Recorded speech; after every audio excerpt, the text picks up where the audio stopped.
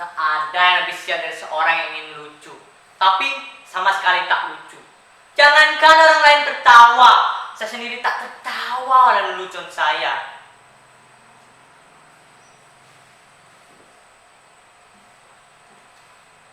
Mungkin kalian menyangka menjadi badut pekerjaan gampang. Tinggal bertingkah kocak, orang akan tertawa. Bila kalian menjadi saya, kalian akan menyadari tak gampang buat orang tertawa. Bagi kamu sedang tidak ingin tertawa.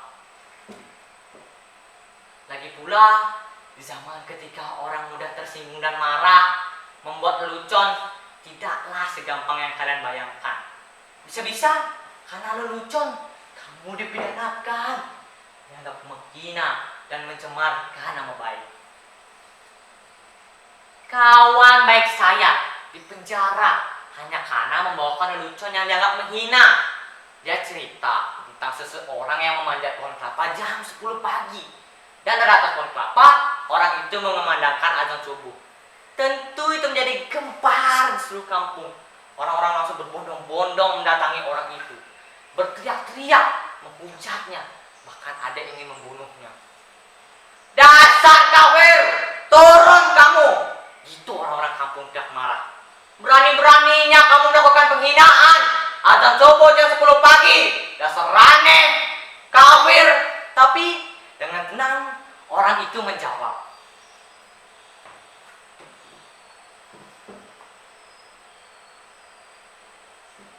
loh, siapa yang aneh? Siapa yang kafir? Saya azan subuh jam 4 di masjid, tapi satupun kalian tak ada yang datang. Begitu saya azan subuh jam 10 pagi kok kalian pada berdatangan. Coba kalian pikir, siapa yang tidak taat? Siapa yang aneh? Siapa yang kafir? Orang kok gampang mengkafir kafirkan orang hanya karena berbeda menjadi bermusuhan. Sekarang sepertinya orang senang bertengkar. Nih, kalau Descartes bilang, aku berpikir, maka aku ada. Kalau orang sekarang bilang, aku bertengkar, maka aku ada. Pertengkaran menjadi komoditi, diperjualbelikan, bahkan sesekali diperbenarkan atas nama keyakinan. Ayat-ayat digunakan untuk kepentingan kekuasaan. Makanya sekarang susah membuat orang tertawa. Saya menjadi badut meneruskan ayah saya. Dulu ayah saya juga seorang badut. Karena ayah saya badut, saya pun jadi badut. Sekarang kan lagi ngetren anak meneruskan orang tuanya. Kalau orang tuanya presiden, ya anaknya pengen jadi presiden. Enggak deh. Anaknya nyalon jadi gubernur. Bahkan ada yang nyalon jadi wali kota. Sudah, jangan ngomong lantur. Malah saya yang kena tangkap. Dulu, kata bapak saya, menjadi badut lumayan enak. Penghasilannya lumayan. Bapak saya sering diundang karena orang-orang membutuhkan hiburan. Badut dan pelawak masih dianggap lucu. Nah sekarang, pelawak saja kalah lucu dengan politikus.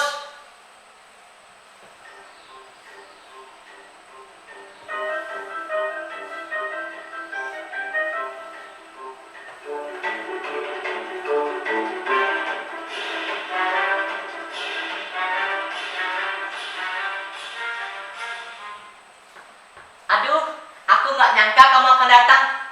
Silakan. Maaf ya, berantakan.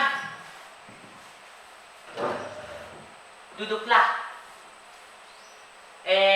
Kamu mau minum apa? Atau mau makan? Kamu nggak haus kan? Nggak lapar? Syukurlah. Kebetulan sekali, saya lagi nggak punya apa-apa. Tapi bisa pesan GoFood kok. Tapi kamu yang bayar ya.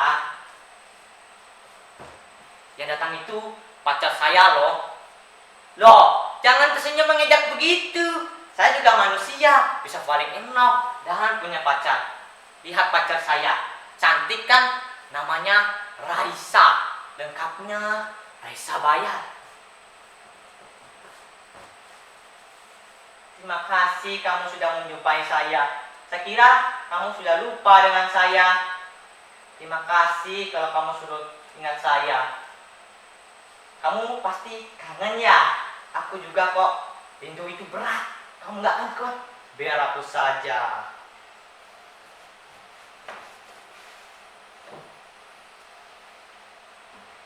Aku kira kamu sudah gak mau dengan saya.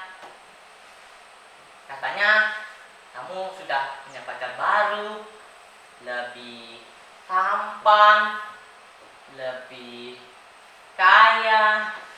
Tapi percayalah, apapun yang terjadi, aku tetap cinta kamu. Boleh aku nyanyi? Sumpah I love you, I miss you, aku tak bisa lupakan kamu dari otakku. Boleh aku cium kamu? Boleh aku peluk kamu? Raisa? Raisa? Raisa! Ternyata hanya hayalan. Saya nggak punya pacar. Coba kalian bayangkan betapa sialnya saya. Sudah jadi badut, jomblo pula. Nasibnya benar-benar ambiar. Percayalah, jadi badut itu berat. Kamu gak akan kuat. Biar saja.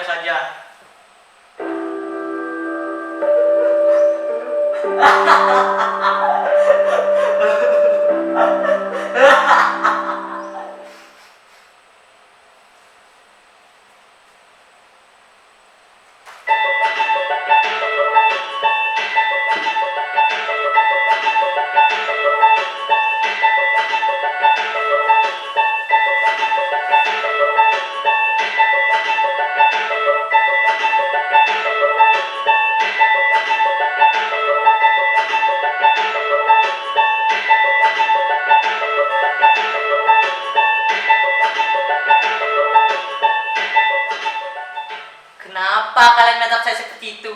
Apa ada yang aneh dengan saya? Sudah saya katakan, saya ini orang sial. Tapi nasib memang aneh. Nasib selalu punya kejutan-kejutan yang tidak pernah saya duga. Kalian lihat penampilan saya? Begitu keren dan berlende. Kini, saya berpakaian bagus. Tapi, sebenarnya saya tetaplah seorang badut. Saya sama sekali tak pernah memimpikan ini. Tapi, barangkali inilah takdir saya. Suatu hari, saya diundang untuk mengisi hiburan pada kampanye partai. Menurut saya, penampilan saya biasa-biasa saja. Sama sekali tak lucu. Tapi, entah kenapa, semua yang hadir tertawa terpingkal-pingkal. Saya hanya menjentik-jentikkan jari seperti ini. Semua orang tertawa. Saya hanya menggoyang-goyangkan bokong saya. Semua orang tertawa. Bahkan saya hanya berdiri terdiam. Semua orang makin tertawa terbahak-bahak. Mereka tertawa dengan penampilan saya yang begitu bodoh dan tolol. Sungguh, saya tak pernah merasa setolol itu. Lalu, pimpinan partai itu mendatangi saya, menjabat tangan saya, memuji-muji saya. Katanya, saya adalah sosok yang karismatik. Saya punya bakat untuk disukai banyak orang, dan itulah kekuatan seorang pemimpin. Ia bilang pada saya, sekarang menjadi pemimpin tak perlu cerdas atau pandai. Yang penting disukai banyak orang.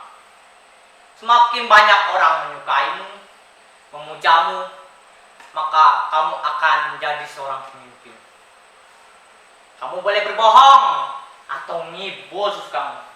Yang penting orang tetap percaya kamu dan menyukai kamu.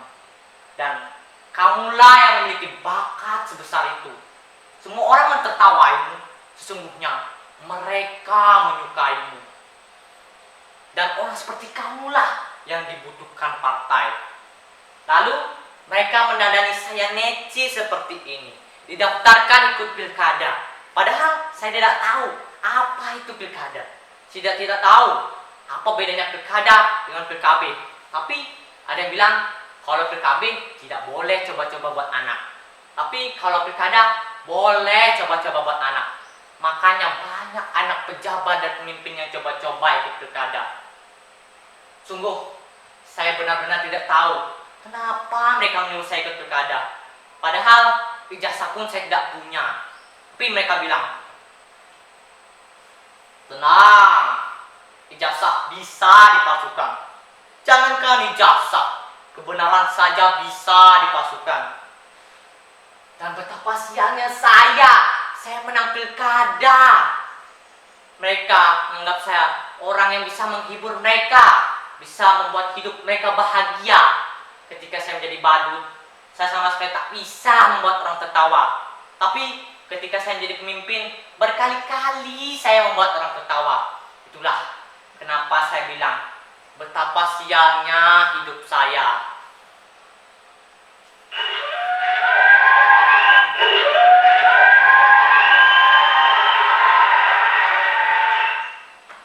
Betapa sialnya hidup saya. Dulu jadi badut, menjadi pemimpin pun tetap jadi badut. Badut yang bisa mereka atur, badut yang bisa membuat mereka terhibur. Sungguh, saya badut yang sial. Percayalah, menjadi badut itu berat. Kamu gak akan kuat. Biar pemimpin saja.